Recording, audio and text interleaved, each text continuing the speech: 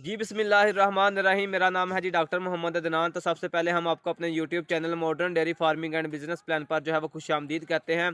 तो आज जो है हम गोट फार्मिंग यानी कि बकरियों की फार्मिंग के हवाले से जो है वो बात करेंगे, क्योंकि मैंने एक चीज़ नोट की है कि जैसे ही सर्दियों का जो सीज़न है वो स्टार्ट होता है तो लोगों के जो बाड़े होते हैं बकरियों वाले वो बिल्कुल खाली हो जाते हैं।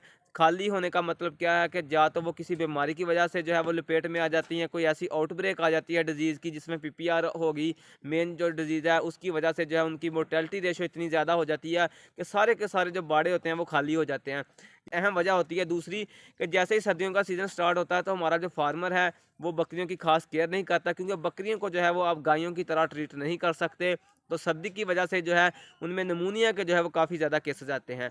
तो आज जो है वो हम सिर्फ़ और सिर्फ़ आपके साथ पीपीआर डिस्कस करेंगे। पीपीआर जिसे आप लोग जो है वो काटा बी कहते हैं।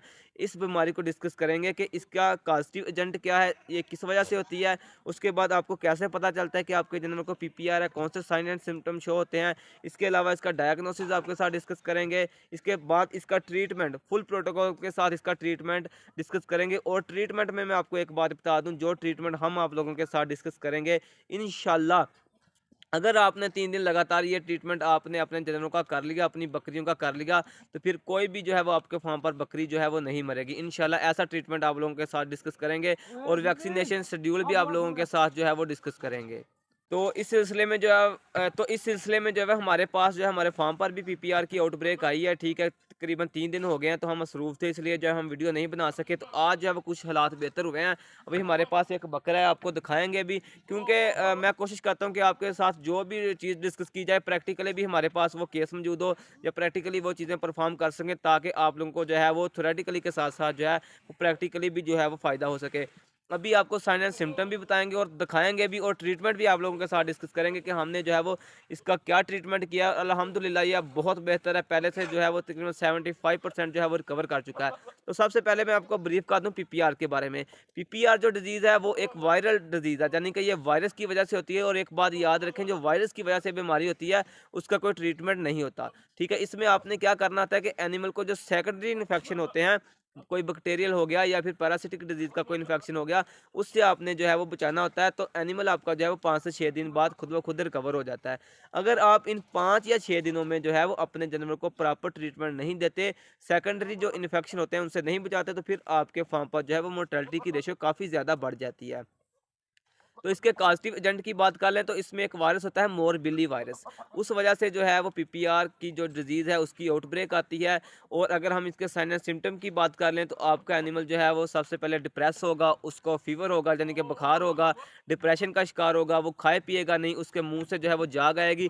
जब आप उसका मुँह चेक करेंगे ना तो आप देखेंगे कि उसके जो मतलब गम्स हैं, ऊपर वाला एरिया जो है लिप्स के नीचे, उधर जो है वो आपको इरोजन लीजन वगैरह जो है वो नज़र आएँगे। वो भी अभी मैं आपको बताता हूँ कि लीजन जो होते हैं वो किस तरह के होते हैं। उसके साथ-साथ जब आप देखेंगे तो उस एनिमल को जो है वो आपकी बकरी जो होगी या बकरा होगा, उसको जो है वो डायरिया यानी कि मोक लगी होगी।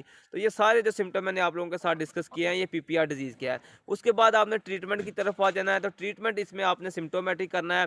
एक तो सबसे पहले आपने इसका टेम्परेचर डाउन करना है, तो उसके लिए आप जो है वो एनसिड देंगे, इससे ज़ाहिर बात है। उसमें आप किसी भी अच्छे एनसिड लोक्सन, कीटोपी का भी यूज़ कर सकते हैं। इसके साथ-साथ आपने जो है वो 2 सीसी इसकी खाल के नीचे जो है वो एट्रोपिन लाज़मी लगाना है। इसके साथ-साथ आपने जो है ब्रॉड स्पेक्ट्रम एंटीबायोटिक इस्तेमाल करनी है। आप टाइजेंट इंजेक्शन जो है टाइलोमाइसिन और जेंटामाइसिन का कॉम्बिनेशन भी इस्तेमाल कर सकते हैं, या फिर ऑक्सीटेट्रासाइक्लिन भी इस्तेमाल कर सकते हैं। इसके साथ-साथ आपने जो है इसकी इम्यूनिटी को जो है बूस्ट अप करने के लिए विटामिन ए-डी-3 का इंजेक्शन लगाना है। और इसके मुँह के अंदर जो लीजन है, जो छाले, जिसे सिंपल आप छाले कह लें, जो छाले नुमा है लीजन है, उनको ख़त्म करने के लिए आपने उसको पेन को रिलीफ़ करने के लिए आपने क्या करना है कि सोमो जेल के अंदर जो है वो आपने 5 ग्राम का इंजेक्शन मिक्स करना है। और उसमें जो है वो थोड़ी-सी जो है वो आपने आधी स्टांक हल्दी जो है 50 ग्राम मिक्स कर देनी है। और सुबह-शाम जो है वो इसके जो लिप्स हैं और जो गम्स का एरिया है उधर आपने जो है उसकी मालिश कर देनी है, मिक्स कर देनी है। उधर आपने जो है उसकी उसकी मसाज कर देनी है। तो इंशाल्लाह अगर ये ट्रीटमेंट आप 3 दिन देंगे तो आपका एनिमल जो है वो लाज़मी रिकवर होगा। इसमें सिर्फ़ आपने ये इस बात पे ख़्याल रखना है कि आपका एनिमल जो है वो ओवर फीड ना हो। और आपने ये भी करना है कि इस मतलब डिज़ीज़ में जब आपका एनिमल देखें आप एक दिन ओवर फीड भी होगा तो आपने बोतल से कोई चीज़ नहीं पिलानी कि आप इसको जो है वो तेल और दही मिक्स करके बोतल से देते रहें, तो फिर ऐसा होगा कि आपका जो ड्रेंचिंग निमोनिया का केस हो जाएगा आपके गोट को। और बकरियों में अगर जो इस तरह की ड्रेंचिंग निमोनिया की शिकायत आ जाए तो फिर वो रिकवर नहीं होती। ठीक है, अभी मैं जो है वो आपको दिखा देता हूँ कि इसको क्या शिकायत है। इसको जो है वो फ़ीवर भी था, फ़ीवर होने के साथ-साथ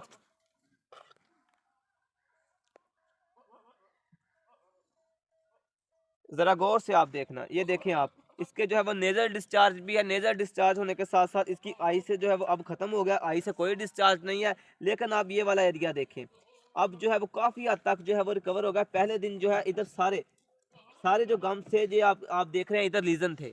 जितना भी गम्स का एरिया है इधर लीजन थे, लेकिन अब जो है माशाल्लाह बहुत हद तक रिकवर हो गया है। इसका जो है वो डायरिया जो है वो भी रुक गया है। लेकिन ये पहले से आप देख सकते हैं कि थोड़ा-सा ना कमज़ोर सा हो गया है।